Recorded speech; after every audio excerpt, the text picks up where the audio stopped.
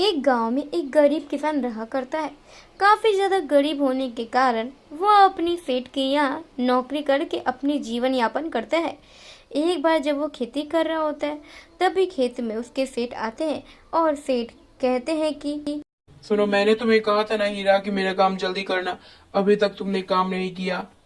तो हीरा गरीब कहता है कि सेठ जी, मैंने तो आपका काम कुछ ही दिनों में कर दिया, वो भी काम के 1 महीना पहले ही कर दिया। तब आप मुझे ऐसा क्यों बोल रहे हो? आपका काम तो 2 महीने पहले कंप्लीट हो जाता, लेकिन मैं तो उससे जल्दी कंप्लीट कर दिया हूँ। सेठ जी, बस थोड़ा सा ही बाकी है और इसके बाद 2 महीना का टाइम बच जाएगा आपका।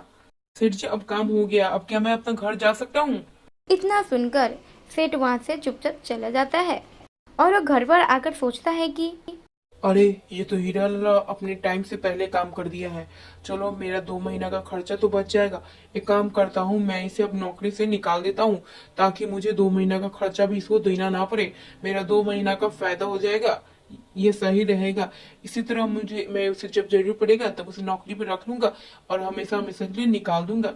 ऐसे में तो अब मेरा काम हो गया है, तो मैं कल सुबह उसे बुलाकर नौकरी से हटा दूंगा। ऐसा वो अपने मन में सोचकर अपने घर पे चला जाता है।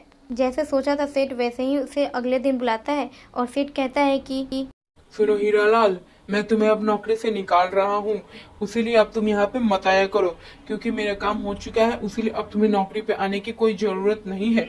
हाँ, जब जरूरी पड़ेगा तब मैं बुला लूंगा। अभी के लिए तुम जाओ, अब तुम्हारा छुट्टी हो गया। अब तुम मेरे घर पे दिखना भी मत कभी भी।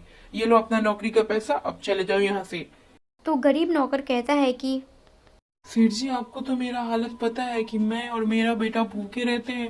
अगर आप मुझे नौकरी से निकालेंगे तो हम लोग कैसे खाना खाएंगे? हम लोग 2 वक्त की रोटी भी हम लोग का नहीं हो पाएगा। हम लोग जीते जी मर जाएंगे। सेठ जी, प्लीज मुझे नौकरी से मत निकालो। मैं कुछ भी छोटा मोटा काम कर दूंगा, उसका आप पैसा दे देना। तो सेठ कहता है कि जाओ, तुम अपने लिए कोई और नौकरी ढूंढो। मैं तुम्हारा नौकरी देने का ठेका नहीं रखा हूँ। चुपचाप यहाँ से चले जाओ।